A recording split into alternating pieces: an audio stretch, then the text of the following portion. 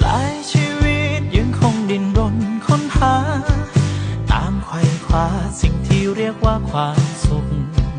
หลายชีวิตยังคงสับสนทนทุกข์สุขมากมายแต่กลับมองไม่เห็นมันหลายชีวิตได้เจอความสุขแล้วนะ